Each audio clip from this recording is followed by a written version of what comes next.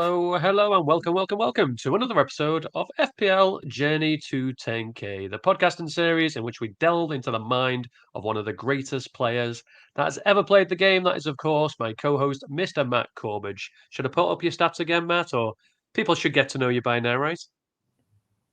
The stats, go on, read them out. The stats. I'll read them out. No, don't. You have an average finish of 6,500. I've started. So I'll carry That's on. An going to be average finish of that average rank is going to be a dead stat come the end of this season, right? So I think Well, you've never finished outside the top 22K ever in your 8 seasons playing the game. until now, yeah. All of these, you'll break that. You'll be there. I like that. And the one that what can't be taken away from you is you are a former world number one. I'll take that. I'll take that. You Can't got take it to away. stay humble. Can't be You got taken to stay away. humble, especially in these seasons that humble you, right? But how are you? How are you, Matt? I'm good, my friend. Decent week of FPL, despite a few big calls going against me. So yeah, things are looking positive. You must be feeling pretty good. Yeah. Yeah, I'm still a bit fuming that I took Darwin out prior to the double game week announcement. That cost Yeah. me 17 points, but I shouldn't complain too much. Green arrows for the last few weeks. Ranks building nicely. Breaking, well, you'll see in a bit. I'm in the top.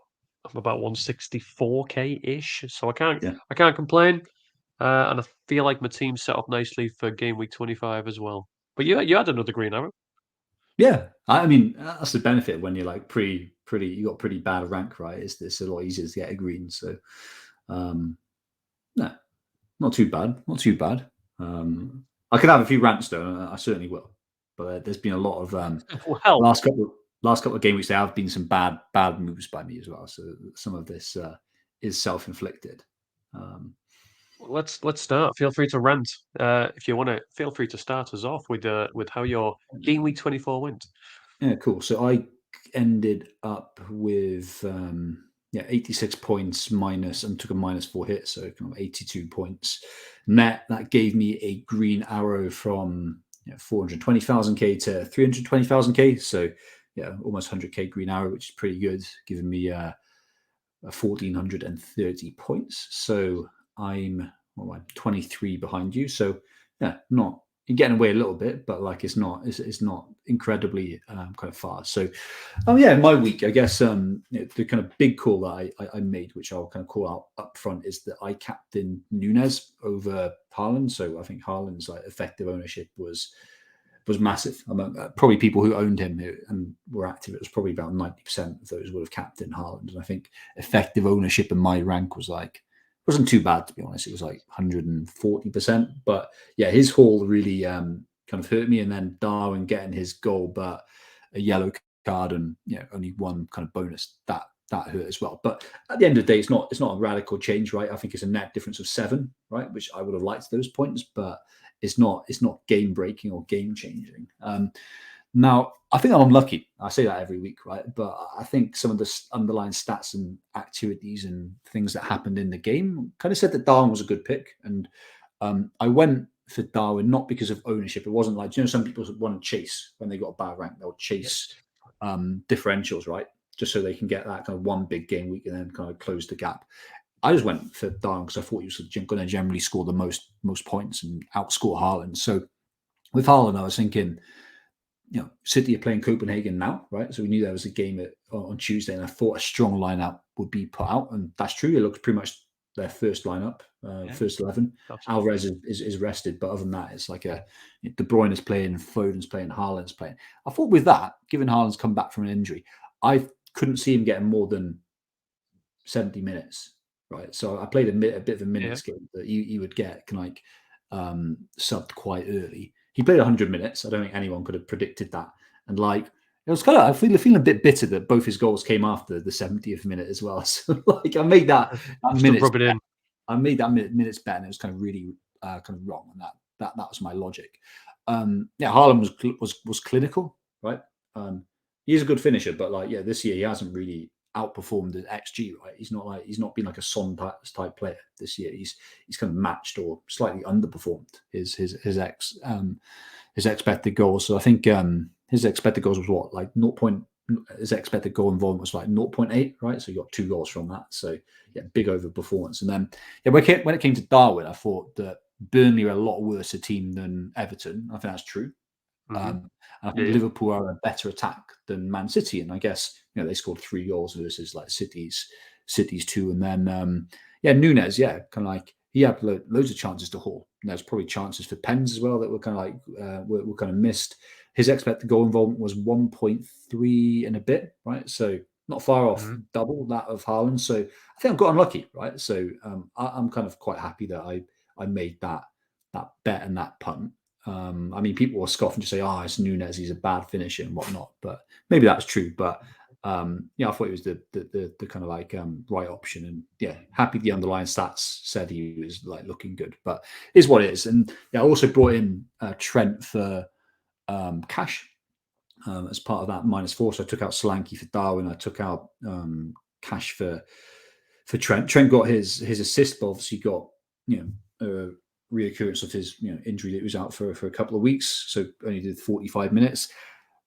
That's a tough one because he was looking really good. He was creating so many kind of chances from like set pieces and looking just generally quite dangerous, right? So that could have been quite a big haul. And now, I'm really on the back seat when it comes to planning for double game week 25, just because that's probably one of the best double game week options. Probably injured, right? We'll look at the predictions of whether he's going to start or whatnot, but it looks like he's probably going to be missing at least one game. So that's like incredibly frustrating. That, and I think working up towards this game week, I think my play has just been bad the last 3 game weeks. So I think I calculated I probably have lost about 26 points. So that means that I would have been kind of like there or thereabouts with you, or a little bit ahead if I just played smart. So first dumb move was getting rid of Darwin for Haaland in game week 20. That was 22, wasn't it? No, that was 23. Got rid of him in 23. The evening before a double game week was announced for Liverpool, which meant that I benched Foden, who was a perfectly great option for 20 points. I got Haaland's like 5 points, but that was a stupid move. And then probably going into this week, Darwin captaincy, it was very risky, right? I didn't need to do that. I could have captained kind of Haaland. And did I need to bring in both Darwin and Trent this week for like a -4? Probably not. I could have probably waited on at least one of them, right? If I waited on Trent, I would have been laughing. So I think all in all, like last like 2 game weeks were just being a bit impatient with moves, which is against like my approach generally. I've probably lost between 20 and 30 points, but it is what it is. But overall decent. So 86 points, and I'm moaning here. Like Dubravka did nothing. He was my keeper, but pretty well owned. Trent 4 points injured. Got the double Arsenal defense, so I should be really happy with that, right? How often do you see 2 12-pointers from defenders? And I think I feel like with these guys, it's almost like they're paying back some of the owed points, because like I've had them for 15, 16, 17 game weeks. I think it's been a similar story for you. The Arsenal defense has been outstanding, but I've always found a way to concede a goal. So it's nice that they're getting that form now. And they've added the attacking returns as well, which is a bit surprising. So happy days there. Midfield looked really, really good. Saka, again, has been delivered. Like, he's been really good the last 4 game weeks. So I've hit him in. I've moved him in for his purple patch, which is like incredibly lucky timing, because a lot of people had him when he was doing. A lot of people had him when he was doing not so good, but then people had him when he was like quite unlucky with underlying stats. But I managed to get him in just as those underlying stats converted to returns. So he was looking really strong and promising. And I think it does give people dilemmas, right? Because he's an expensive price point, and if people want to get a De Bruyne or a Salah for next week, Saka might be the obvious person that they have to get rid of, which is kind of really tough given his fixture next week and in 26, where he plays Sheffield United. Richarlison and Foden both blanked in midfielder, but that was a bit of a toss-up. I think that's neither lucky nor unlucky. I think that another day they could have got a return. Palmer, in really funny fashion, got his 2 assists right. What was that like? In injury time, both of them. post 89th minute. But he's just a great player, right? He kind of really is a really cheap midfielder masquerading as a 9 million midfielder, right? And it's not just pens. He's just very creative. He's just very attacking with Yeah. great stats. So I wasn't surprised into kind of like the circumstances, of course, but I wasn't surprised for him to have a double-digit haul versus Palace. And then up front, it's weird how things happen, right? Yeah, so I got Haaland for his 13 points, but I didn't captain him. Darwin, I captained him for his 6 points, which was frustrating, but it's not the end of the world. Watkins is an interesting one because like we both got rid of Solanke, I think, for Darwin rather than like Watkins because Watkins is a better player. I think probably better fixtures in that next couple. Obviously, he got, what did he get last week or the week before? Like 20 something points. 18. 18, yeah. He had 18. one.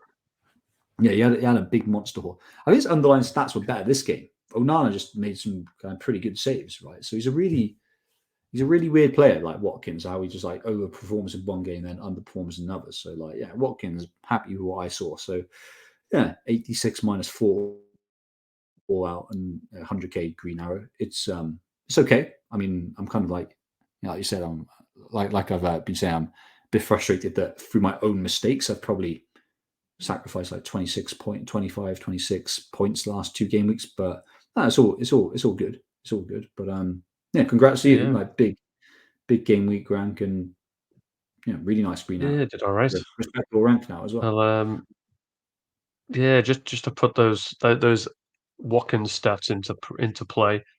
When he got 18 points against Sheffield United, a goal and 3 assists, he had an expected goal involvement of 0.9, yet got 4 returns. Against Man United, his expected goal involvement was 0.81, so not far off, pretty Yeah. much the same. And yeah, 0 goals, 0 assists. So yeah, just backs up exactly what you're saying. He can be a feast or a famine, based on the stats. Hmm. Yeah, 91 for me.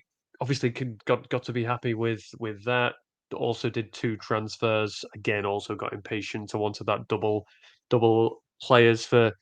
I think we spoke about it last week. If you're bringing in the 2 Liverpool players or 3 or however many you're going to get anyway, you may as well get them the week early because they're playing Burnley, very Yeah. favourable fixture. Yeah. So that's why I did it. Similar move to you. I got a defender in, but I ended up going with Robertson. Now, the reason I went with Robertson is because I knew Trent was going to get injured. So I played. So it was budget. It was budget rate is the reason I went for Robertson. I got there was the leak just before 11:30, which said Robertson will play. Yeah. So that was in my mind. I then looked at my team, and if I got Trent in, I'd have had 0 left in the bank. So I could have afforded him, but it wouldn't have left me with any flexibility. Getting Robinson in leaves me with just over 2 million in the bank. And I spoke last week about I'm kind of toying with the idea of selling Dubravka this week and bringing in Allison Yeah. because it'll give Okay. me my 3 Liverpool players. I don't need to then transfer Allison out in blank game week 26 because I can just play Areola, and Yeah. it just left me with that flexibility. Now, I don't think I'm going to do that move anyway, but it just leaves me with the option to do it in case. Um, Must and looking then I'm genius looking now. ahead. Looking genius now, right? I Yeah, think like it's Robertson. looking all right. If, yeah, well, he could. Yeah, it wouldn't be stretch of the imagination to see him as one of the top scorers next game. We can with a big haul because he'll be on a lot of the set pieces. There's 2 easy games, right? I think there'll be a bit of a demand on him to be a bit more attacking than usual. So, well, he is very attacking, right? Historically, of course. So, like, yeah, I think these Yeah, little 50-50 calls they can snowball, right? So, yeah, I'm wishing you well. at least. I'm not bitter, Well, thank you. a little bit. Well, let's put it this way. So Trent, I think Robertson kind of when Trent's on the pitch stays back a bit more Yeah, and kind of moves into the part of a back 3. But when Trent was, so you saw it like a complete change at half time. Trent obviously went off with his injury, and Robertson started getting forward. So much so, expected goal involvements for Trent in the first half 0.32. Robertson was less than zero point 0.1. As soon as the role switched, Trent goes off. Robertson starts bombing forward. He's got expected goal involvement in the second half of 0.4. So wow, he had a wow, slightly better second half than Trent had in the first half. So you could just see him just constantly going forward, and it ended up being um, he was the creative outlet from the defence. So as much as I'm a Liverpool fan, for my FPL team, I kind of want to see Trent still injured because I wanted Robertson Yeah. to be bombing forward as much as possible. So, I mean, time will tell to see what happens there. But yeah, brought Robertson in for who did I sell? Dan Burn, because that was a bad move bringing Dan Burn in the first place. So that's something that's frustrated me. So I thought, you've always taught me, Matt, if don't be afraid to correct your mistakes so straight away. So that was a mistake correction. Get rid of Dan Burn, bring in Robertson. And for the Newcastle fans, that's because from expected goal conceded stats, Newcastle are bottom of the league. So needed to, and Mm. they'd hardly put them. Dan Burn didn't really paint himself in any glory against Forest. In my No. eyes, both of the goals were his fault. Yeah, So he's gonna be dropped, I isn't can he? see. Surely he's gonna be Yeah, dropped. Yeah. I think Livramento's coming in, and then my other transfer was Solanke out, Darwin in. Darwin outscored him by 2 points, so not a bad way to start. But then yeah, I put the captaincy armband on Haaland. Um, Reason behind it, I don't know. City at home, it's Haaland. There's no more to it than purely it's Haaland, and fear affected ownership, even though you try and tell me not to. But it worked in my favour. The Obviously my bench has got Gross on it, 10 points for Gross, but I was never going to play him. You know, the choices there are: No, are you going to exactly. bench Richarlison at home, but to Brentford in the form he's in? Well, no, you're not. Are you going to bench um, Foden at home to Everton after he scored a hat trick? No, you're not. You know, you look at it and it's just one of those things. He wouldn't have even been on the pen if Pedro was fit. No, So exactly. uh, You can live just with one of that. those. You can live with that because it wasn't a Yeah, 50-50 goal. I think the closest you got for a goal was Watkins or Gross, but you're not the amount of points Watkins has scored last game week and exactly. throughout the season. You're not gonna shift that around. So yeah, I think you can live with. Like obviously, me last game week, I was like frustrated about Foden because that was like something I really didn't need to do. My transfer forced it. Like with Yeah, Gross, he was always going to be on your bench this week, so it's like yeah, whatever. that's it. Like, Just he does what he does, but it does hopefully mean he keeps that form up for the next few game weeks when he'll be on the pitch. But yeah, Green Arrow from no. 25k up to 164, 1453 points in total. But yeah, 164. It's kind of getting to the rank I expect. I usually finish as we've around the 100k mark. Sometimes I'll break into it. Sometimes I'll be finishing around the Yeah. 150k, 200k mark. So I'm kind of in the rank where I'd expect to finish. Um, Maybe a little bit, slightly behind it, but I'm getting to a point where I can now start fighting for top 100k basically. So yeah, All I right. can't No, complain. I reckon you'll get that next game week or the week after. Like, yeah, I think that's going to be easily doable now. So I think you're in a good position for top 50, top 25. We'll see what happens. I mean, where are you I'll, normally I'll take this that. time in the year? So you're like we're going in. Honestly, so this time last season and around this game week, I was probably around 400k. Exactly. So it's looking good. I think this time last year I was probably like 15k or something before I screwed Maybe up my season 300k off it. with a few bad decisions. But no, I think you're in a Still good time. place.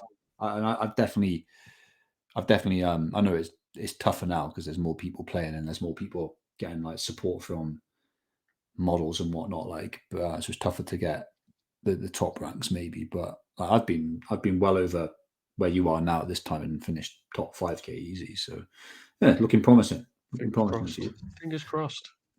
Both there. Only 23 behind me. Hmm. So not much to make up at all. Not that I should be your target, Matt. You should be well ahead, aiming ahead to well ahead of finishing above me, even if we are both in the same mini league. But talking points from game week 24, bit of a different layout. I'll come on to that Twitter screenshot that I've thrown on there. Um, but Arsenal dominance. Obviously, Hmm. we both had Gabriel, we both had Saliba, we both had Saka on the pitch. It's not often that one team brings you 39 points from their three assets. I don't think any of us saw a 6-0 Arsenal win. Um, well, they've quietly been cooking, haven't they? We know from the defense they've been cooking for months, right? But haven't really got the returns that they deserved. So we know that defense has been cooking, and then yeah, it's kind of short term bias, but they were excellent against Liverpool as well, right? So Absolutely. That's looking really promising for Arsenal, right? It's looking Yeah, that yeah. So like looking at the expected goals conceded data, it's by far in terms of when they're at home. They did have an expected goals conceded against Man City of 3.63, 3.06 against Liverpool as well, but 3.66 against Arsenal. So yeah, don't get me wrong, 6-0 probably flatters the stats, but they were absolutely exceptional. Hmm. And it's the highest expected goals conceded No, West Ham have had all season. they're looking good, and like, yeah, again, this is something that people should tread cautiously, right? Where they're obsessing over game week 25. Arsenal got a they got a very good game next game week, and they've got a very good game 26 as well, right? So yeah, people may be jumping, well, and 26 and 27, right? So they got Burnley, bad defense, Newcastle, bad defense, Sheffield United, bad defense.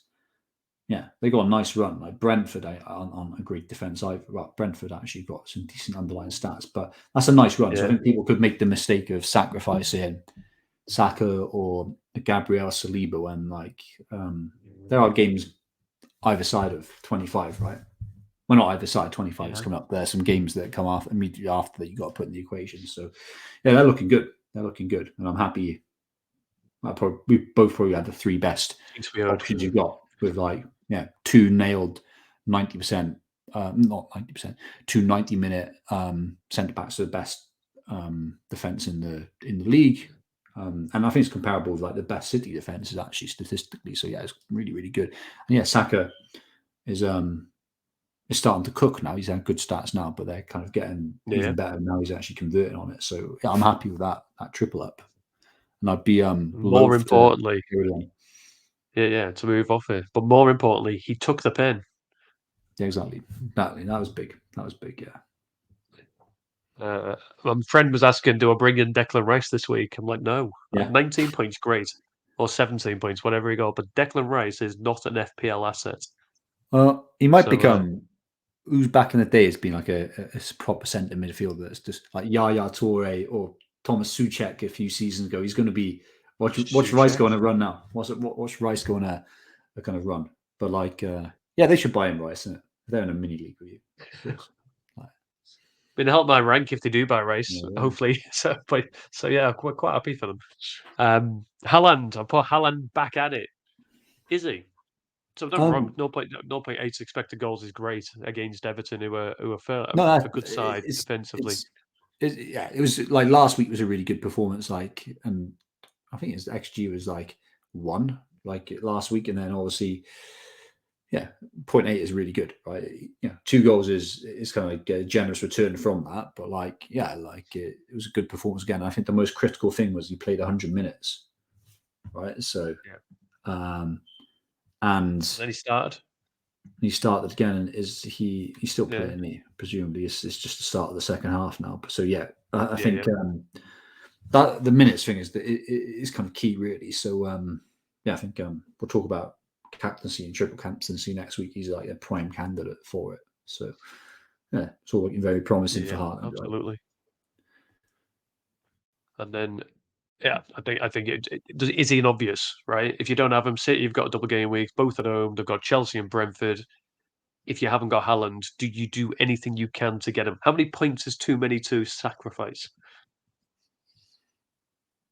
Um, I think you can do a -8 if you're bringing in if you're getting rid of bad players and getting in him plus a few other double game weekers for sure. Yeah. So if I'm not mistaken, he's already jumped to 14.4. Yeah. That price You rise know has what? been insane. Yeah, I want him to just 14.4. keep rising price because we both idiotically bought him in quite cheap We for did. Nunes when it would be So we better knew. to sit. We knew. So yeah, we got the price rise is great. That some people obsess over. Chuffed. I'd have rather spent the extra 0.2 million. Liverpool sharing the goals. So I thought I'll bring this up because obviously a lot of people this week will be Mhm. looking at which Liverpool assets to bring in. Now, Yeah. Trent, I suppose that's the first question for you. Trent is it's. Let's bring in this tweet that I put on. So, Grizz Khan, 70,000 followers. Do some research if you're listening on Grizz Khan. make sure he looks legit. But from what I can see, he looks legit, but Yeah. don't take his word as gospel. But big boost for Liverpool. Conor Bradley, Joe Gomez, Simicas, or as he's put, Tamicas. That must be Simicas's brother. Allison and Salah are back in training. However, Brent is very likely to miss the League Cup final, as is Dominic Soboslai. Now, what are you making? If you obviously own Trent, right? So is it if you own him, it's a hold, but if you don't go there. Yeah, well, I think that's obvious. Yeah, don't go there. I think like, as much as I respect Grizz Khan, like I'm probably going to wait until like Thursday. But I saw the training pictures from today, and like I saw Salah there. I saw like Trent not being there, so I'll wait until later in the week to see if there's any pictures of him. I think he's going to play one game, I'll probably keep him because he can do damage against Luton, for example, in the second game, right? If I think he's not playing, I've got a decision to make because I've got a stupid man on my bench who's got like a favourable fixture. I think it's Sheffield United away, but I know that Brighton aren't a great defence. I probably have to move Trent. Not that I really want to, but yeah. For owners, it's wait and see. And I think if you reckon he's going to play, you see him in training, and you reckon he's going to play one of the games, then I think you can, maybe hold. If he's not in training, I think it's a move. Really, I do think it's a move because like the problem there is like he's very expensive, right? So by moving him now, you can set yourself up for a strategy for bringing Son back, for example, in a couple of game weeks, which I think a lot of people want to do. And also Liverpool, you're not just missing 25, you're missing 26 as well. So you're missing 3 games, right? Potentially, because obviously Liverpool had the blank. So unfortunately got injured. Hey, like if I missed those Haaland price rises, I might have been outpriced of Trent and had to go Robertson. Like, funny how these things work. That's it. But yeah, it's not looking promising, especially because it was a reoccurrence of what he was out for a few weeks ago, wasn't it? I don't think it was like a new injury. It was, yeah. Which sorry, I think that the mics went off there a bit. I'm sorry if it seemed like I was talking over you. Apologies. But yeah, Klopp said exactly that. He didn't want to take the chance because it was a recurrence. But Trent said he was fine, but Klopp didn't want to take the risk. So it's interesting. It's interesting to see what happens. I mean, as you say, you might find out on Thursday, Friday, the full extent, and then make the decision from there. But Liverpool sharing the goals round. Now, I do have some stats here, right? And over I've put it over 4 game weeks, and the reason I've done that is because they're the games that you've seen the likes of Jota, Darwin Núñez, Luis Diaz, all basically starting together in the front three. That's kind of happened over the last 4 game weeks. They all played very similar minutes. So Diaz 326, Darwin 302, and Jota 337. So Jota's played the most, but again, only 35 minutes more than Darwin, who's played the least out of the 3. Expected goals: Jota 1.37, Darwin 2.94 in those 4 games, and Diaz is 1.75. So the person with the least expected goal data is Jota, despite the fact he scored the most because he scored 4. Yeah, I think it's a bit of a trap. Like, really, I think I would love people to move Saka to Jota, for example, this game week. I think he is a bit of a trap.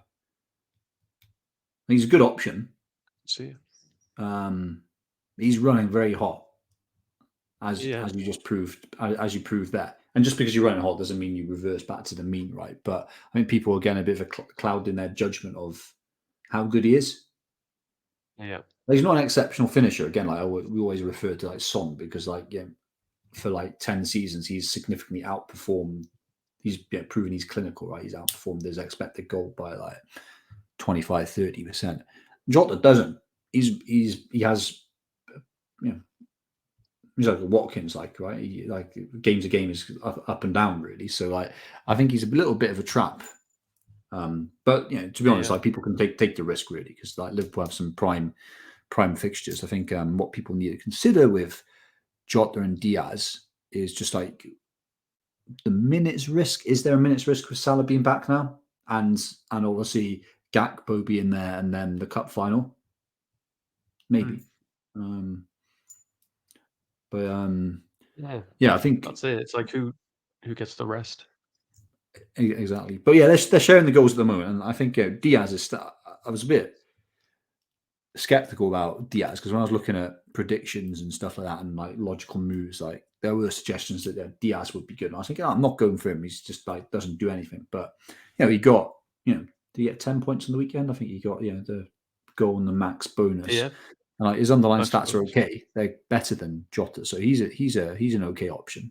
I think whilst until we get that start from Salah, I do think Nunez is the focal point, and Yeah. even by those underlying stats being double of the other guys, but yeah, he's consistently underperforming at the moment. Well, yeah, just to back it up, Darwin has, so as I say, top expected goal data. He's also got top expected assist data, 1.03 for him, 0.52 for Jota, 0.23 for Diaz. Yet when you look at everything combined over those 4 games, Diaz is actually top for expected FPL points. So it must be Oh, always up there on the bonus. He's 24.12, has achieved 29, so he is yeah, overperforming. Darwin's expected 23.8, and he's only got 19, so slightly underperforming. Jota's third out of the 3. 20.8 is expected points, and he's achieved 36.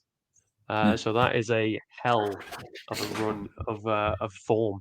Oh, well, yeah. I don't know whether form's the word I'm looking for, but he's very much overperforming. So Yeah, you, he's a good option, right?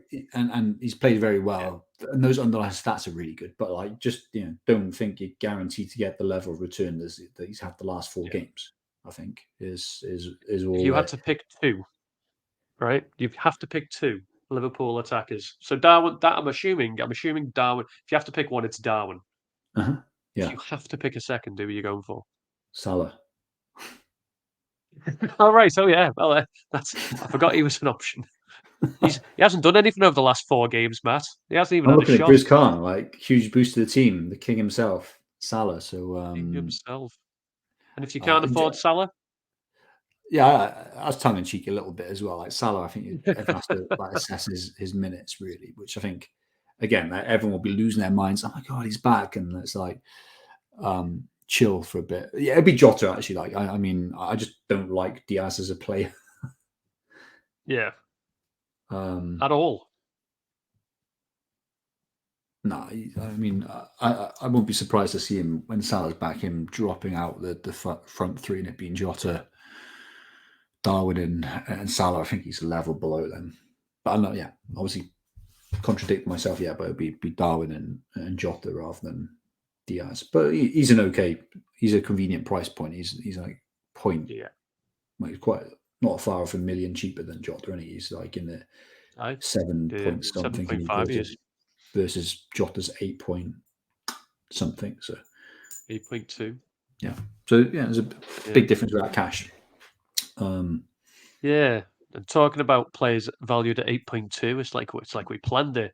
Tony is also Hmm, 8.2, scored again. yeah, That is 3 goals since he came back with an expected goal data of 2.18. Uh, his points over the last 4 game weeks, 21.92 expected, 26 is what he's achieved, so slightly yeah, overperforming. But in those 4 game weeks, scored 3, assisted 1, plays in a double, doesn't blank in game week 26, guaranteed to play in 29. yeah. I ask you every week, is he in your thoughts yet? It probably should have been right. Like he's doing really really good. I'm surprised at how quickly he kind of returned, and with the fixtures they've had, like how many points he's got. But like, because I thought he was always a bit overrated because I knew a lot of his stats were like stats padding, right? Because he had a lot of pens. Like in the championship, he had a lot of pens in the Premier League as well. And I thought like a player like Umbumo is like comparable with him, but yeah, he's like lifted the Brentford team to be honest. Actually, like a real good focal point and just very involved and like ensuring the rest of the team is raised. So he's got those intangibles, right? That good attitude, like and determination.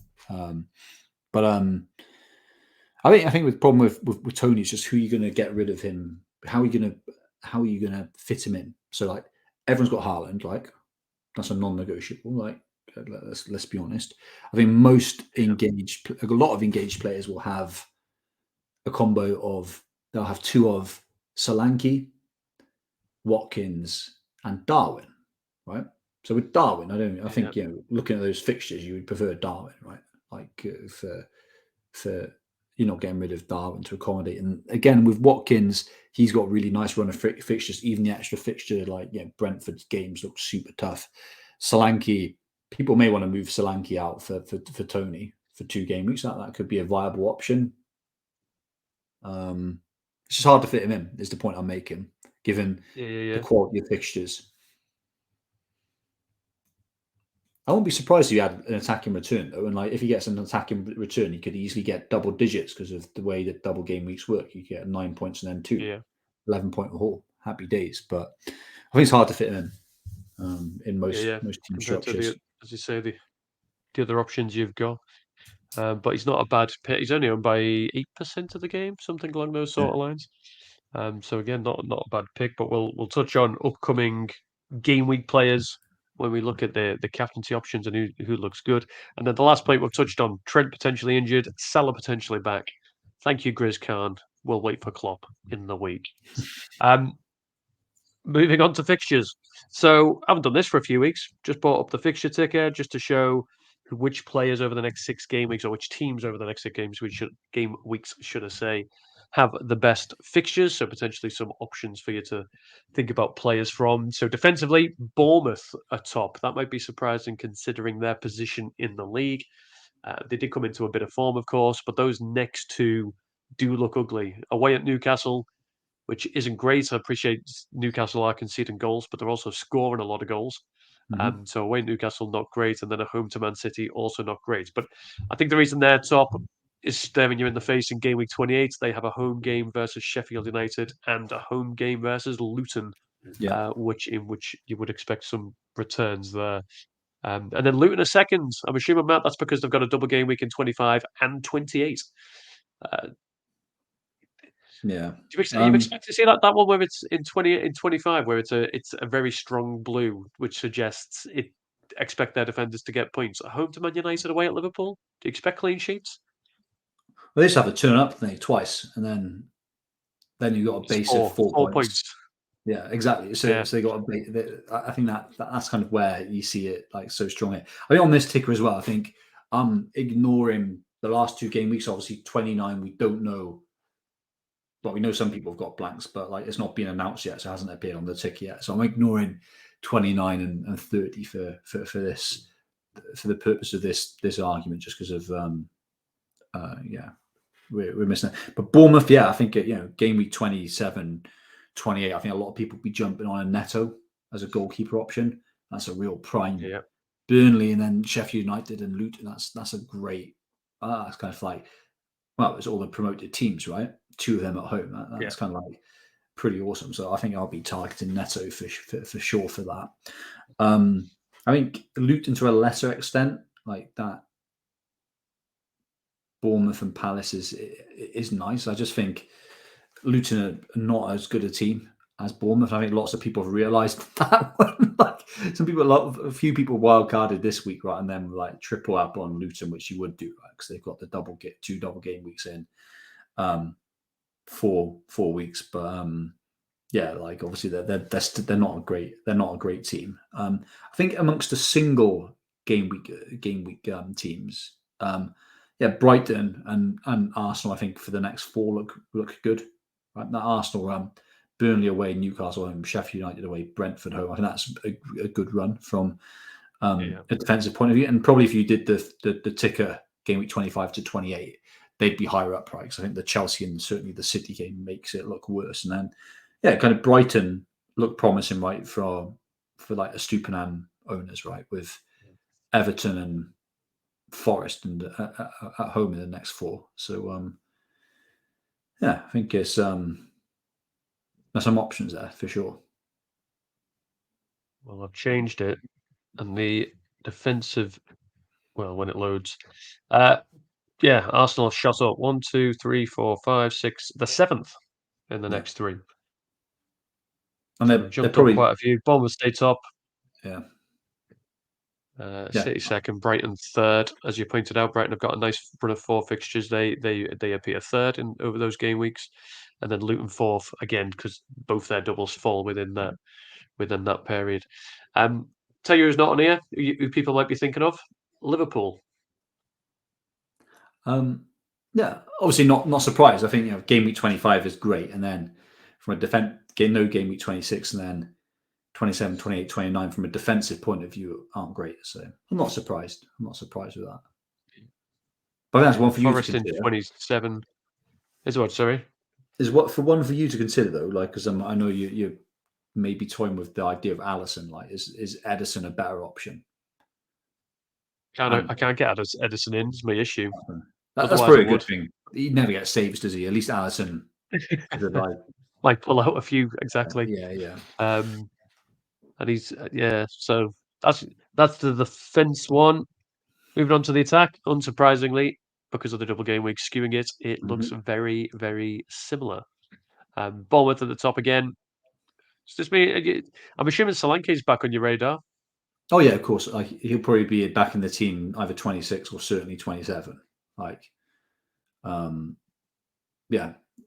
So shame we don't get the owed points, right? There's the 9 points to the ads for the Luton Line game them. that was called off with Lockyer, and you kind of like uh, collapsed and had the issue. But but he'll be back, and probably at least one other, like probably Neto from a defensive point of view. I'm targeting.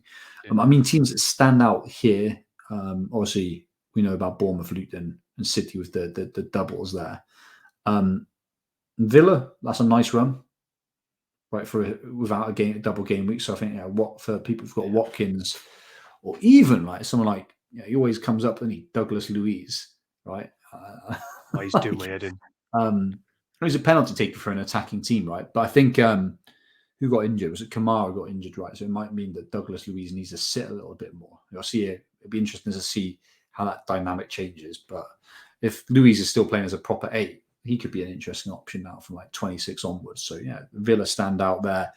Arsenal look good, right? So they're what 1, 2, 3, 4, 5, 6. They're 6th best on the ticker without a double game week, right? So that's a real nice sea of blue fixtures. So easy fixtures from an attacking point of view. Nice time to kind of hold Saka. So yeah, I think not surprising. The surprising thing here is there's no Liverpool. Yeah. If you do the next 4 game weeks, Liverpool do jump. So do Arsenal. So Palace are third, despite the Yeah, fact they don't have any double game weeks. If you just look at 25, 26, yeah, 27, and 8. Arsenal go to fourth. yeah. Liverpool are still down in 11th. It's probably because they've got that blank, and then they also play Man City in 28. Yeah, true. And I think obviously the caveat with the tickers that we get from Fix, right, which I think are good. They're good because they split it between defense and attack. They don't weight it based on the strength of the team, right? So they're not Yeah. weighting these attacks based on historic expected goals at a team level, right? Because we know that at the moment Liverpool are the best attack by a fair margin. So Yeah. yeah, an interesting thing that you have to like overlay yourself is just the strength of those attacks, right? So Palace without Elise and Eze are toothless, right? So even though they got the third best Yeah. fixtures of the next 26 from an attack, the next six or seven, according to this ticker, we just know they're not a great attack, right? So you got to apply these So you're not nuances, going right? there.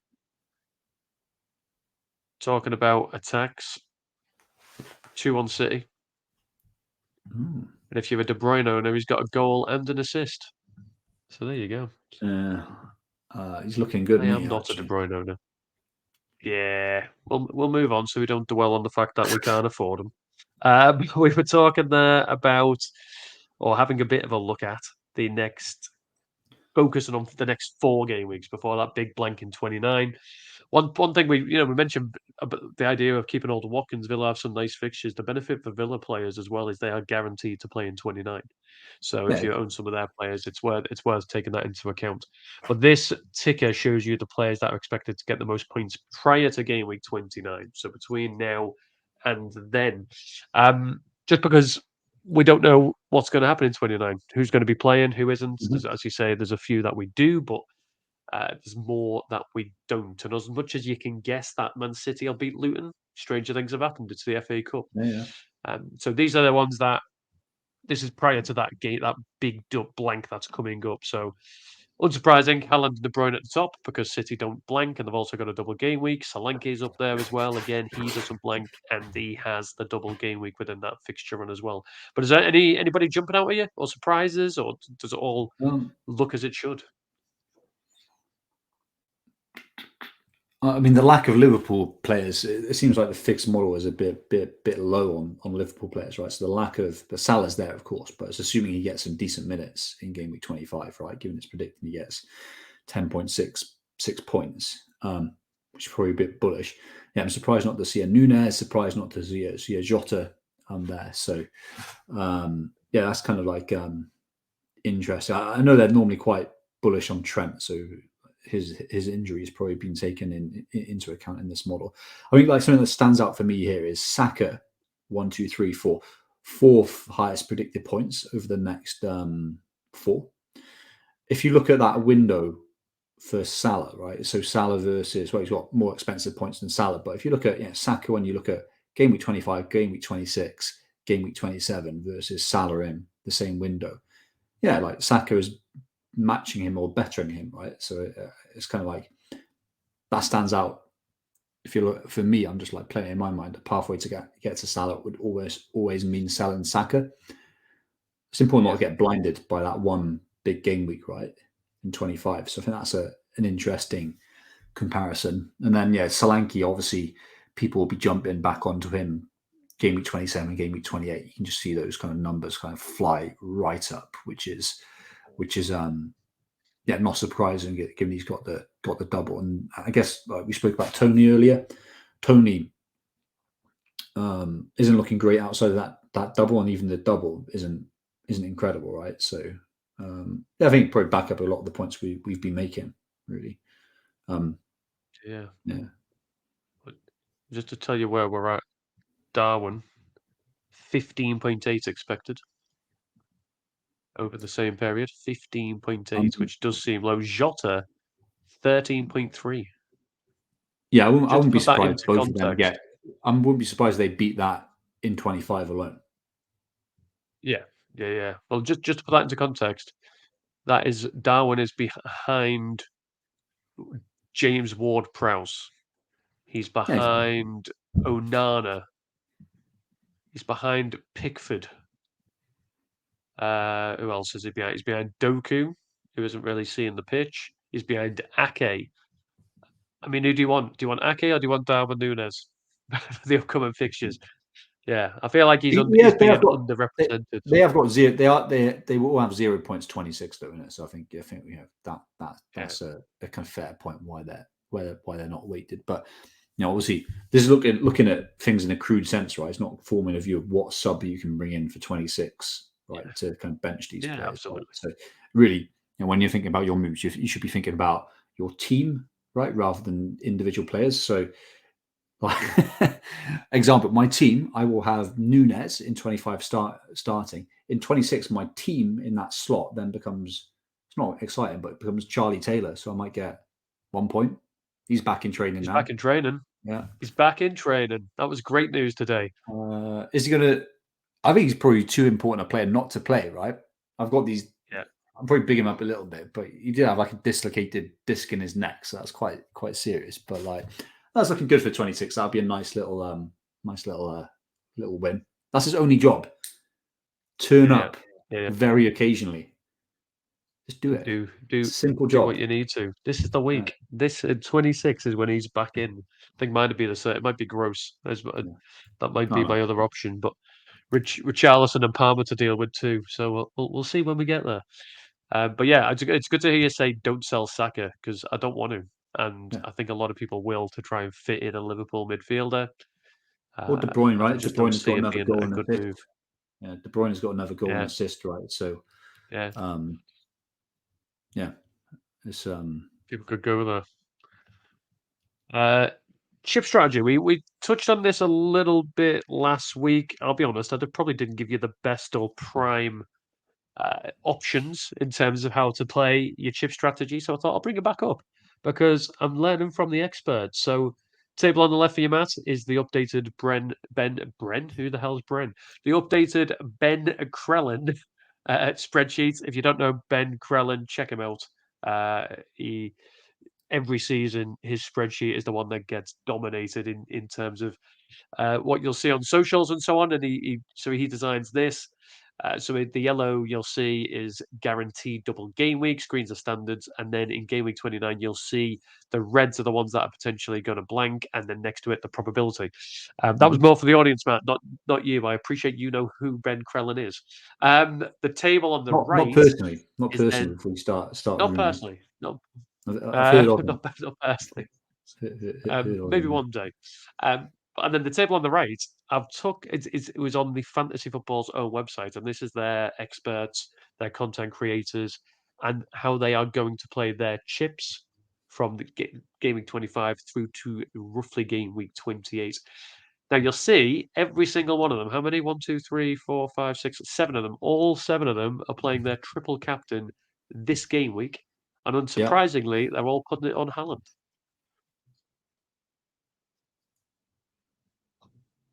Yeah, that's what Nothing's you gobsmacked.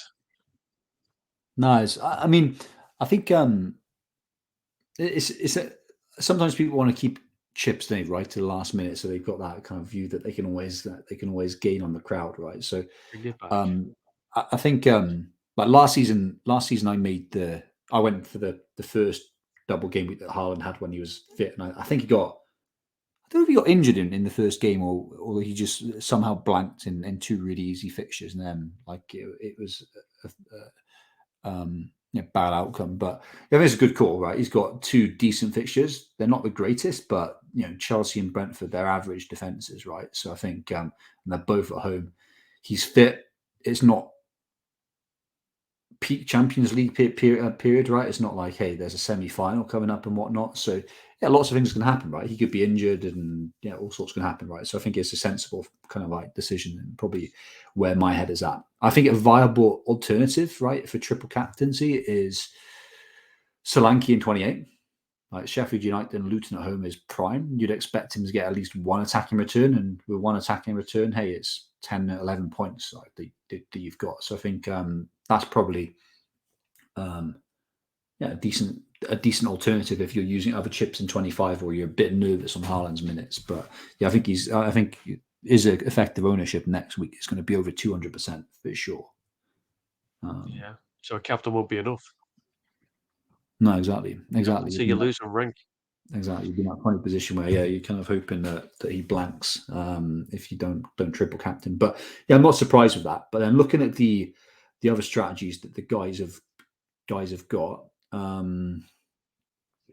I there's was lots looking of at the options. wildcard one. So Yeah. 30-31 seems to be pretty much when every single one of them's throwing their wildcard in the ring. Well, I like Praz's strategy there, and that's not a surprise because he's probably one of the better. He's a good player, like one of the better players on this kind of expert panel. So 27 is interesting because 27, right? 26 is an easy game to navigate. Is an easy game week to navigate, right? You can everyone can put out 10 players, I think, or with a hit 11 players. So I think free hit would be really wasted on that one. But like 27 for wildcard is interesting because by then we'll know 29, like what the shape of 29. Yeah. So what you could do is just set yourself up in a way where you can target that 28, that double on 28. You can get three, the best Bournemouth assets. You can get like some Luton players as well. Then you could hard on the likes of Spurs and other kind of teams, but you'll know for sure what 29 looks like. So depending on how that Yeah. lands, like 27 could be quite nice to just like target 28, 29. Then you've got free hit and a bench boost to navigate the other two doubles that will happen in 34 and 37. So I think that's an interesting one, depending on how the FA Cup goes, right? So I'm unlikely to do it, but depending on those outcomes, I think it could be an interesting option. I'm surprised no one has called out free hit 29 because Yeah. That's the biggest blank of the season by far, and will be the biggest blank of the season by far. I want to keep some flexibility right until 27 before committing to it, but I could free hit in 29. Just like Chelsea beating Villa was a problem because like if Villa Yeah. had beaten Chelsea, it would have meant that I would have had the 3 Arsenal players would have been guaranteed to play. Yeah. Palmer would have been able to play, and there'll be a lot of other accessible Chelsea players. So if Villa had beaten Chelsea, I would have like been really working hard towards like navigating 29 with free transfers alone. I could probably still potentially do it, but I'm not in a great setup at the moment. So at the moment, I've got Watkins, I've got Charlie Taylor, I've got Areola, I've got Limited. Richarlison. Yeah, it's limited, right? It's limited. So Yeah. like, there's enough game weeks between now and then to like add to that, right? Of course, right? But I'm going to keep a bit of flexibility until 27. I think if I can put 8 or 9 players out without hits for 29, and I've got the main big hitters, like the captaincy options. So if you're looking at it at the moment, captaincy options will be probably Son, Spurs away to Fulham, Yeah. or Watkins, like Villa away to well, you could say Tony as well is an interesting option as well. But like I think we'll see. I'll keep my powder dry on that kind of free hit, but I think free hit 29 Yeah. will be pretty popular. And then I mean wild card 30, 31. They're much the same for me. I haven't decided what game week out those two are better, but it feels like a good period just because then you can dead end your team through this double game week kind of period and blank game week period, and then bring in the big hitters that you want, the likes of Salah and whatnot, like who will be quite difficult to access. And kind of like your bench boost. I think if you're wildcarding in 31, there'll still be a bit of ambiguity, but 34 is a better game week to bench boost than 37 typically, just because there's less rotation. 37, there's either teams rotating for because there's nothing to play for, or it's the serious end of the season when it comes to cup competition. So I think 34 is never like locked up. So I think it's probably better to bench boost there. Yeah. So and then of course if I don't free hit in 29, I free hit in either 34, 37. The strategy of free hitting in 38, which is proposed by one person there, don't get that. Yeah. Bit of fun. Bit of fun, yeah. Yeah. Yeah. It kind of So makes yeah, sense. I think they're hitting all like majority of them are hitting the kind of right periods. The logical right is like I'm gonna use a bench boost and a triple captain and maybe a free hit in a double game week. I'm gonna maybe use my free hit in a blank game week, and I'm the wild card Yeah.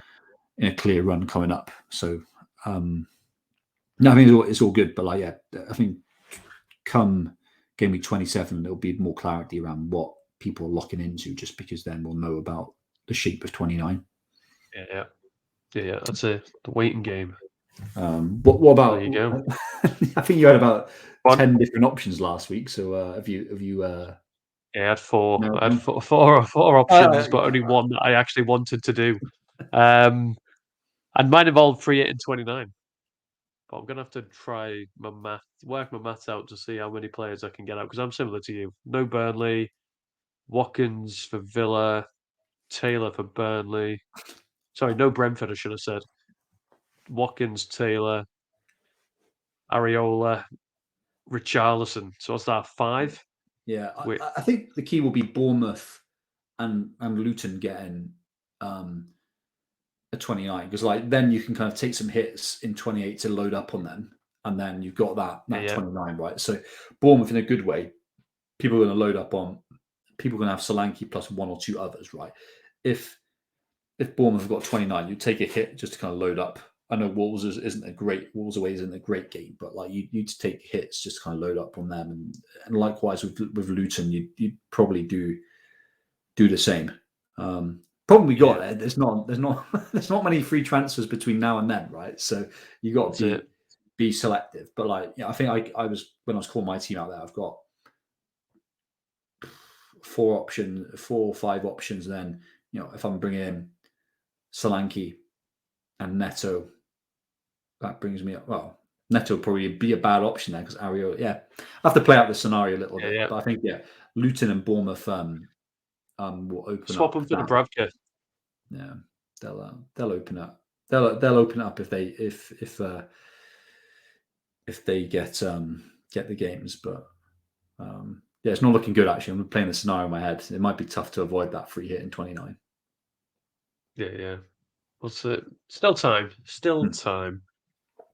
Captain options. Now, we won't spend long on this one because I'm pretty sure the answer is there's only one person that you should be putting your armband on, unless something happens in today's game or you get some bad news in the week about Yeah. Haaland's potential injury position. He is really head and shoulders above the rest. So the Fix have his overall points this week expected at 15.5. Second place is De Bruyne at 11.3. Is there another option other than Haaland, Matt?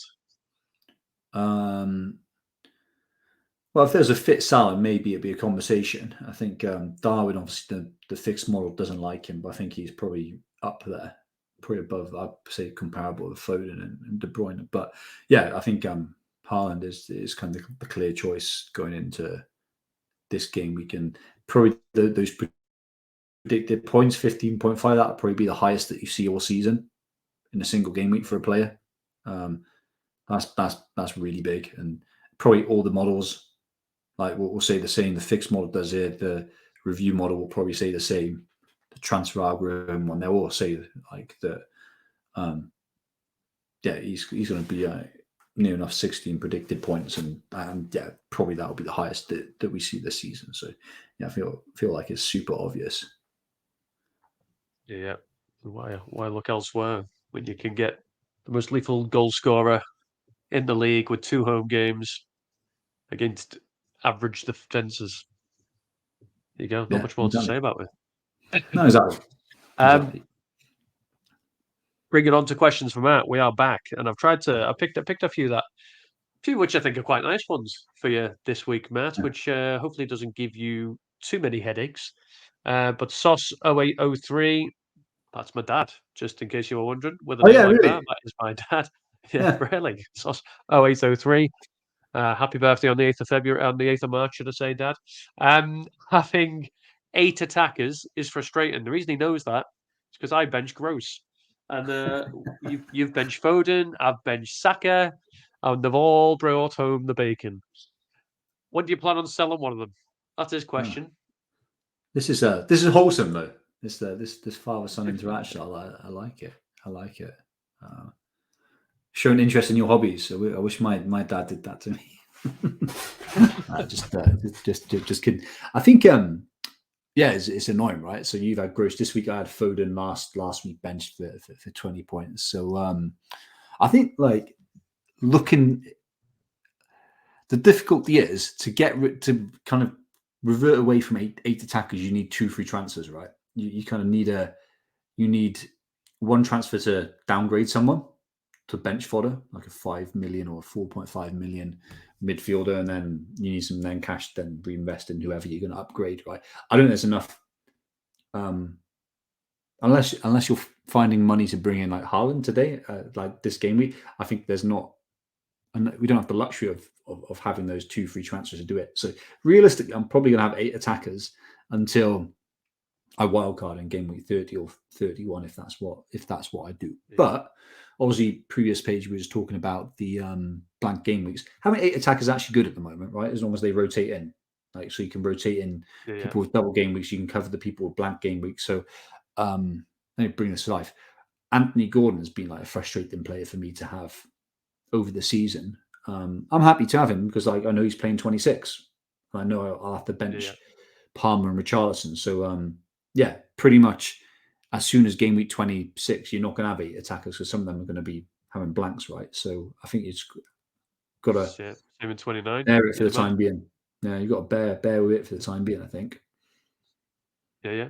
Makes sense. Makes sense. There you go, Dad. There's your answer. Steve says stuff. based on your recent rank recovery, do you think the top 10k is doable? So just to put it into context, you were about not to bring back the dark times, man, but you were 3 to 4 millionth not that long ago. You're Yeah. now 320k, so it has been a hell of a recovery.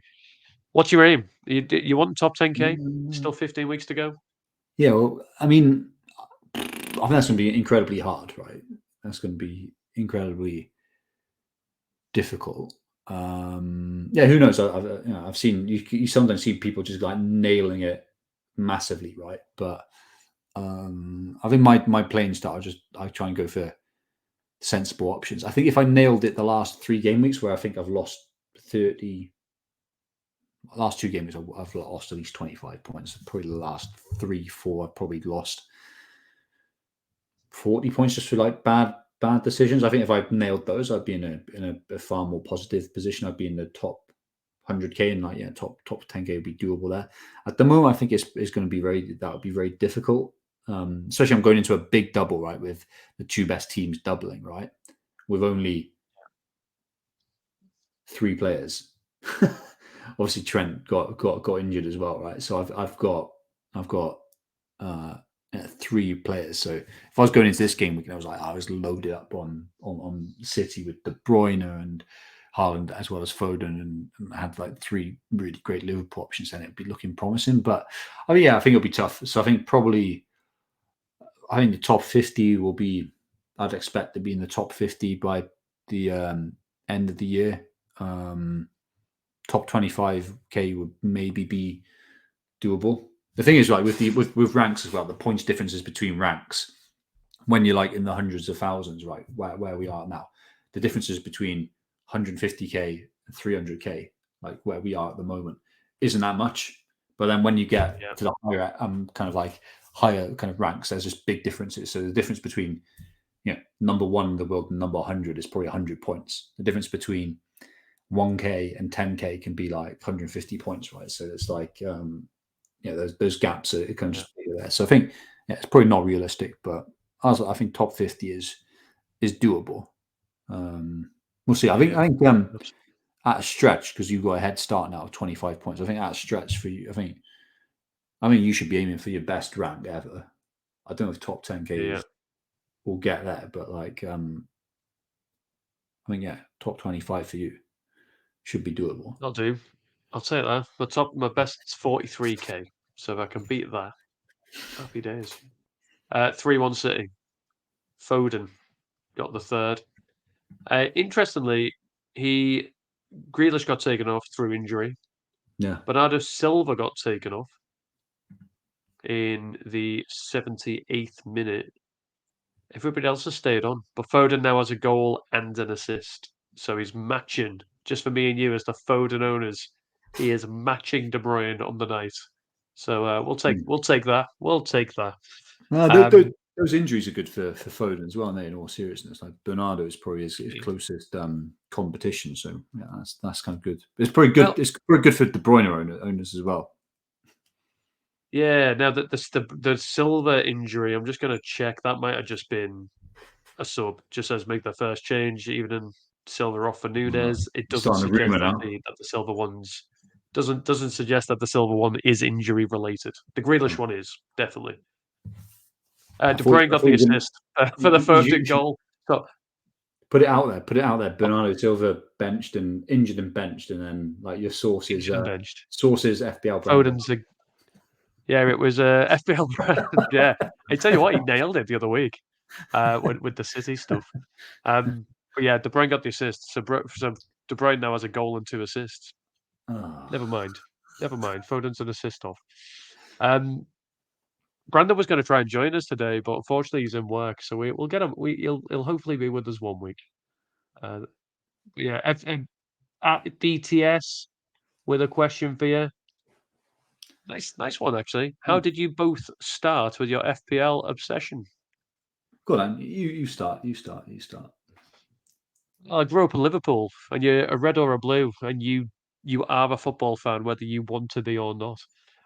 So I've grown up surrounded by football. I'm the youngest of 4 children, 2 older brothers and a dad who are very, very heavy into football, big Liverpool fans. So yeah, I've grown up just football has been not far off of religion. And then grew up with friends in the city, very similar. And we just started playing it. I've been playing FPL since about 2011. Yeah. There, in fact, I can look, can't I? Around 2011, there or thereabouts. Let me double check. But to begin with, it was just as a bit of a laugh, bit of a mess about. Yeah, 2011, 2012 was my first season. I finished 1.7 millionth, which isn't great, but I've never finished lower than 700k once. 278 once. I've generally finished in the top 300k ever since, bar one season. Oh, So I've not been a bad player. yeah, I've not yeah. been great. The whole point in this, Matt, was how do you go from somebody that's not a bad player like me to your level when we started this off. But I'm not answering your question, BTS. Long story short, grew up being a massive football fan with a load of friends that were massive football fans, and we just decided in 2011 we're going to start doing an FPL league, and I fell in love with the thing. And ever since, I have been obsessed with playing it. Oh, nice. Mainly because I've got a big friends league, 25 is in it, and it gives whoever wins gets bragging rights for the year, and bragging rights they do take. So yeah, I've even got a couple of trophies for winning the league over on my left here. So Yeah. yeah, competition, healthy competition, BTS. That is my answer to that question. No, I like it. I like it. That's a similar story for me, man. I mean, I'll have to bring out a trophy next week, but I used to do. I guess I was a relatively late comer to the official FPL game. I think my first season was 2013. But like, yeah, I've been doing like all sorts of fantasy games like before that. So I've got like a trophy from like my school days where it was like you'd have to submit that there'd be like a have to submit by mail. You'd have to pick your teams and then like have like you have 5 transfers a season or something like that, and then you have to like send it off by mail. So like I have to dust off that trophy. But yeah, I played fantasy games like that back in school when I was a lot younger, and then like yourself liked football and uh, like I love the analytics side of football as well. So my university days I wasted way too much time on Football Manager.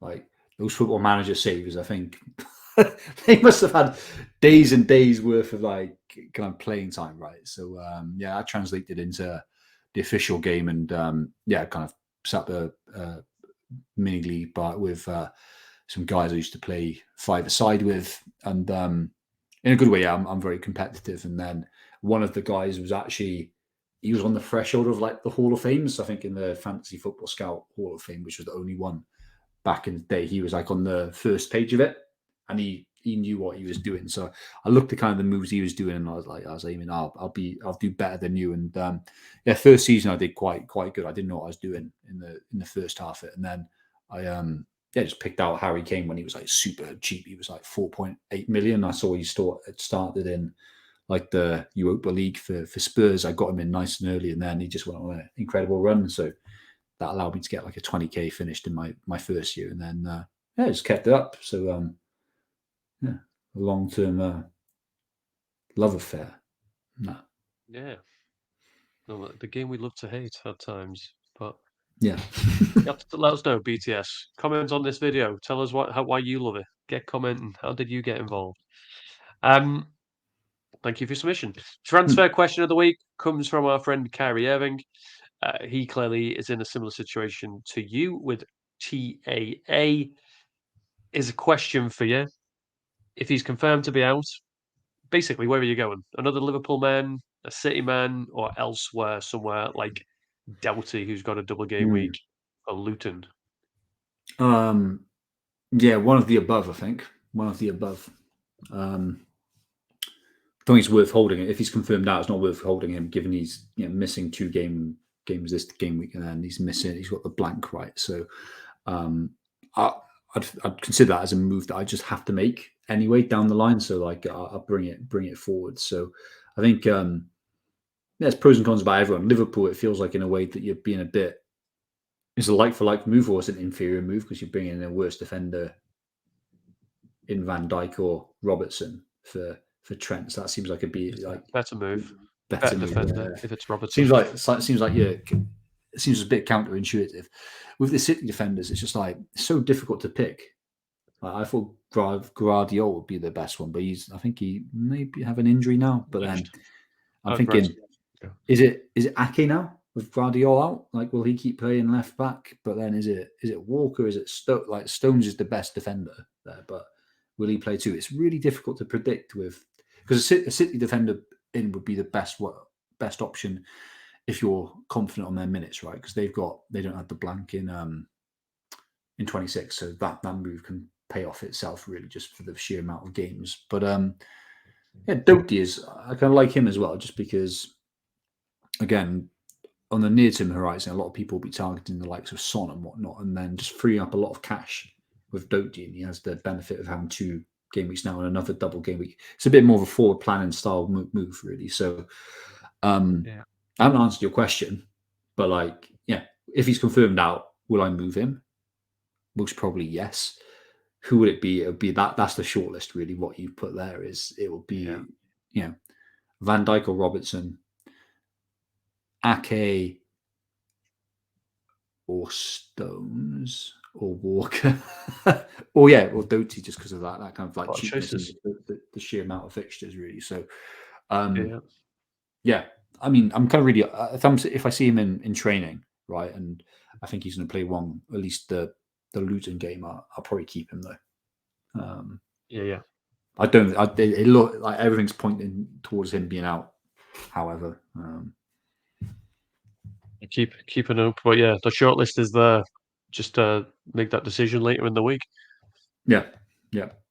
There you go, Carrie. You're on the right lines of definitely take him out if he's injured, which I think he'd have done anyway. To be fair, I could be radical as well. I let's could go. do something stupid. Like I could get De Bruyne and I could go Trent to Van Heck. Do you know what I mean? The kind of Brighton Yeah, yeah. defense, the 4 million defender, and then upgrade Anthony Gordon to De Bruyne. For the 4 point hit. Yeah, Right? Could do something. Yeah, could do something radical like that as well. So that's like another option that should be on the table. Probably not the most sensible because you're betting on De Bruyne, but all he has to do is what he's done against Copenhagen, and your that's it. quid's in. Yeah, and done in the league many times Yeah. this season in the last 3 game weeks. It feels. Um, Matt versus Dave. We're back level. It's back to 9-9. Claws you back in. Despite the fact, yeah, we both went into this game week, I think, feeling that I probably picked the better players. But Ross Barkley did nothing in the 3-1 defeat. Callum Wilson did nothing in their 3-2 win, apart from getting a booking. So we ended up on 1 point, Barkley on 2. So I got 0 attack and returns.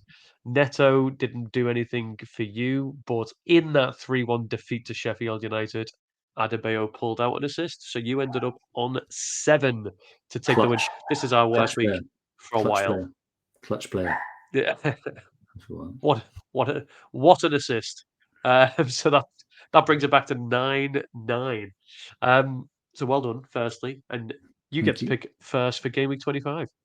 Cool. Well, it's got to be doublers, right? So I'm guessing you're heavy on Brentford, Luton, and a mixture of other players, right? So I think for me, I'll probably go Adebayo again. Actually, just Yeah, what he's got over Morris, I think is better. Some better medium term stats. Like Morris has been good the last 2 games, but he seems to get more minutes, and I just think he's a better player. Obviously, Morris has got penalties, yeah. but like for me, it would be Adebayo again. A little bit boring, but He did the damage for you this week. another assist. Happy days. I am going to go for one of the few City options that has under 5% ownership. I think the Grealish injury today is Okay. going to pretty much secure Doku's start. Really? He's at home to Chelsea. He's at home Yeah.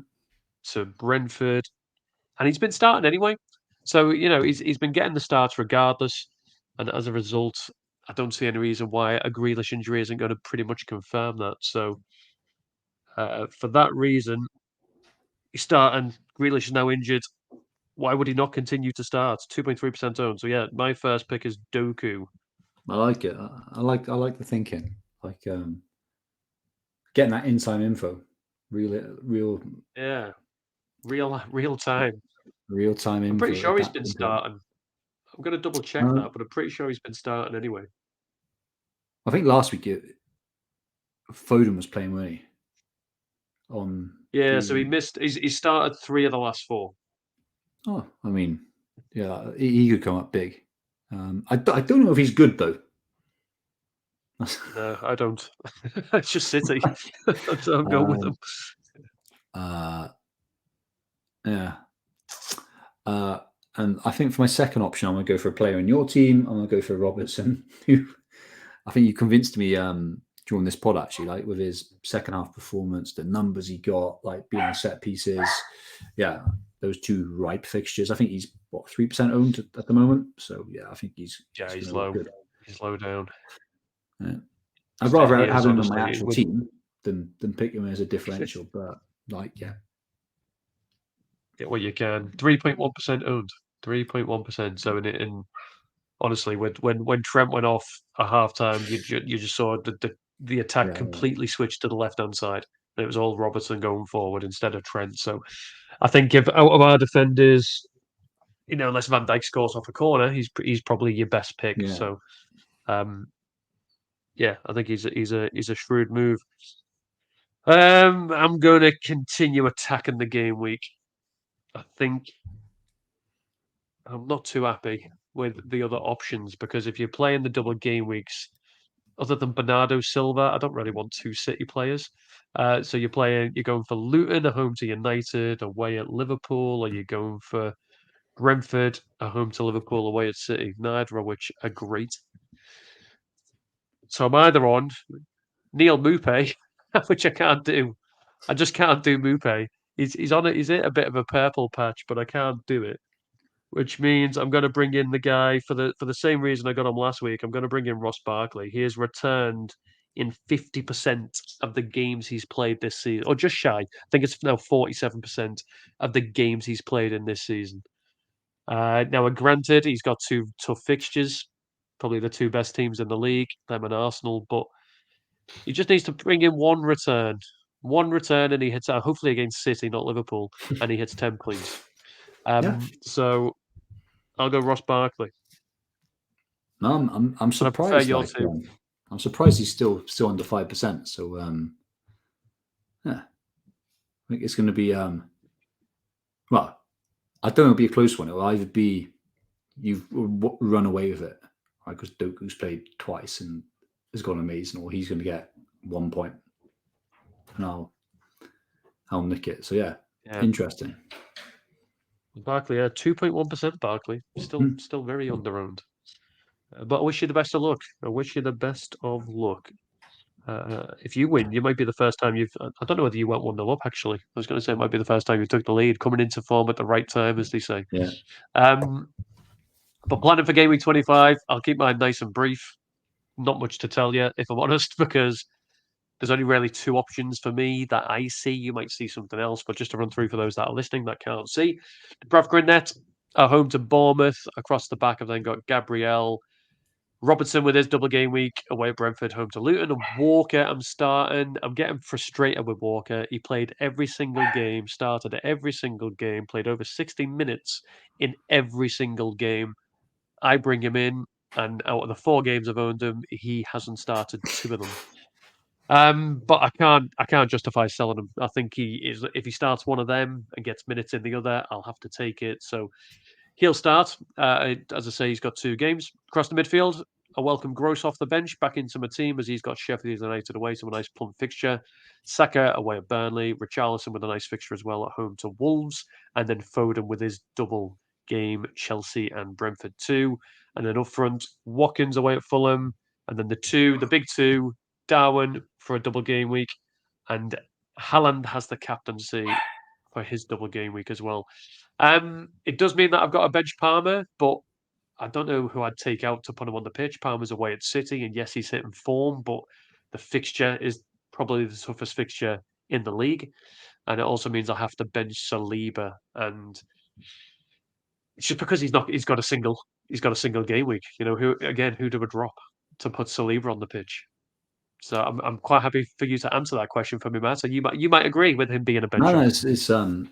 it's looking good, and you got looking at your team quite jealously with you got 5 pretty prime players there. Like, let's see what happens with Walker, but it's looking good. I think Roland will be a flex. Really, I think Yeah, that's what I'm leaning to. If I'm honest, I'd like to have 2 fixtures because that Dubravka fixture, but I like Bournemouth.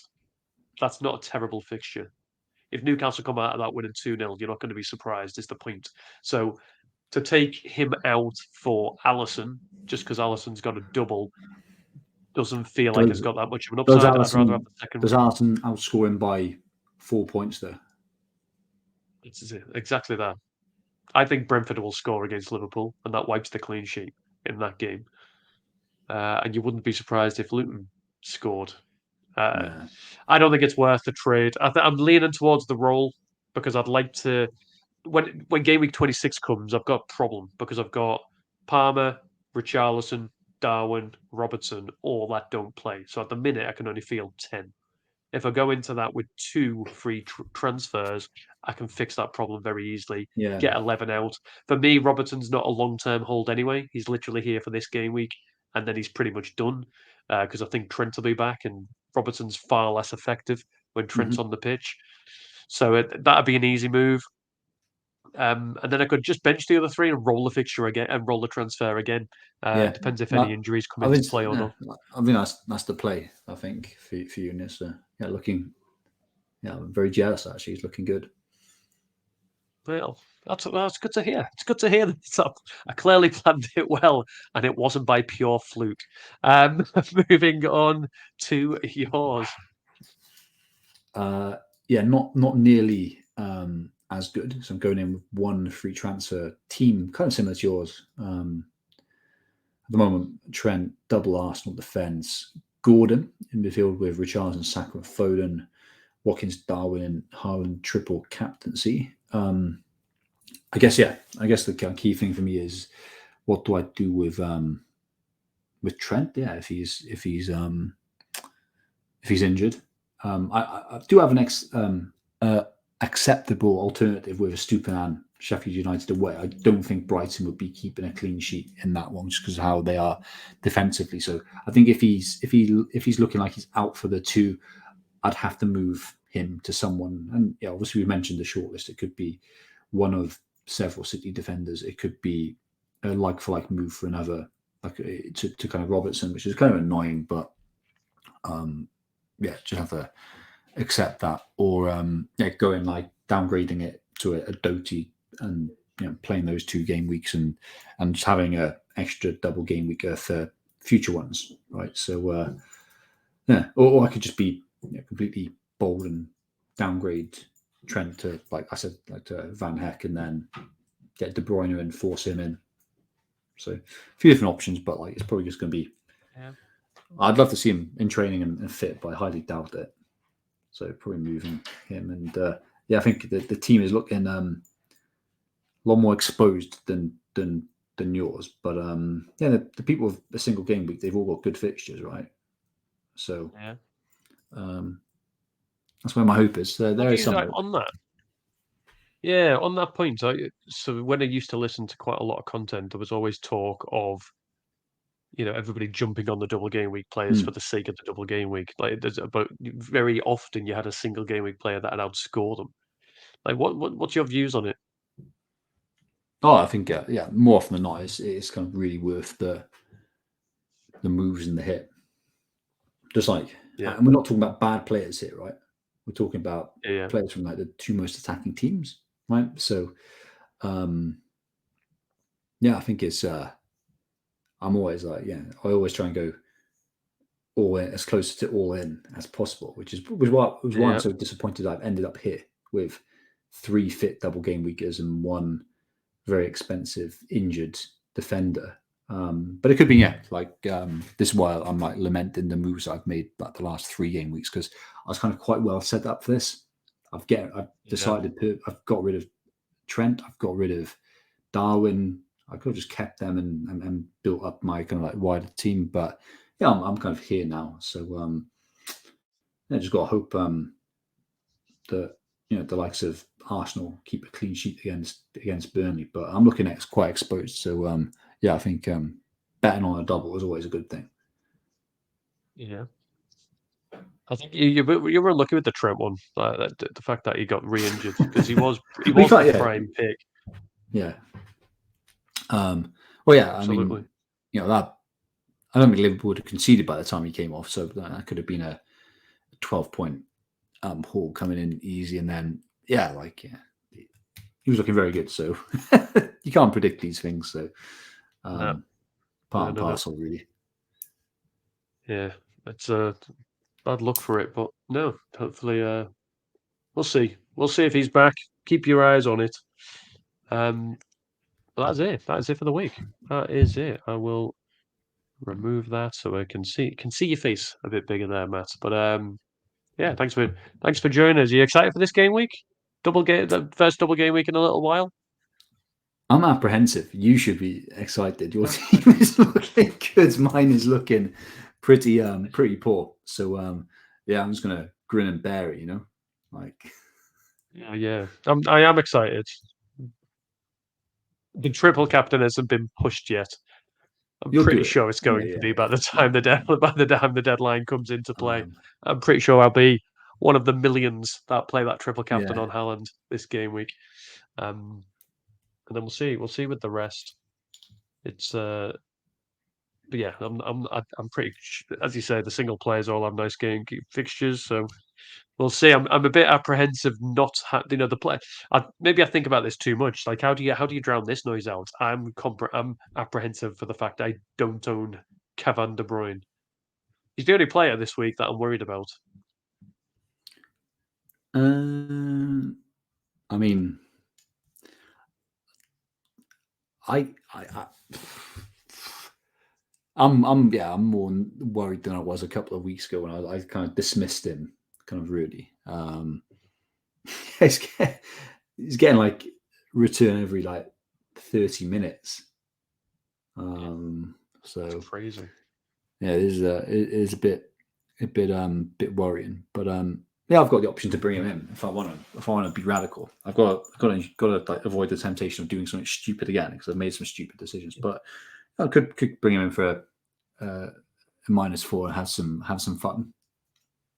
Yeah. Yeah, exactly. And that's it. I appreciate I'm well set up, but I don't have the flexibility. I've got three City players already, so my City players are set. Yeah, Um, Edison would have been a decent pick, I think, for goalkeeper, given he plays next game week as well. And yeah, I don't have the luxury of going De Bruyne unless I remove a Foden, which yeah, I don't feel like it'd be a sensible move for a -4. So no, at least exactly. you've got that flexibility.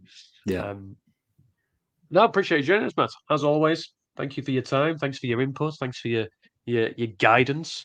And we'll see how you get on. Hopefully, when we catch up next week. And all the best for Valentine's Day tomorrow. Hope doing anything for it. not anything particular this year. So yeah, I mean, get it in, get your opportunity. There's your opportunity to get something in. No, Well, after booked. 8 years of marriage and 14 years together, we're going shopping. So there you go. A nice little romantic date to Sainsbury's. So we look forward to it. I look forward to a treater, you know. Yeah, So yeah, whatever you do, enjoy it. Enjoy the week. I'm sure I'll text you over the weekend when the football's going.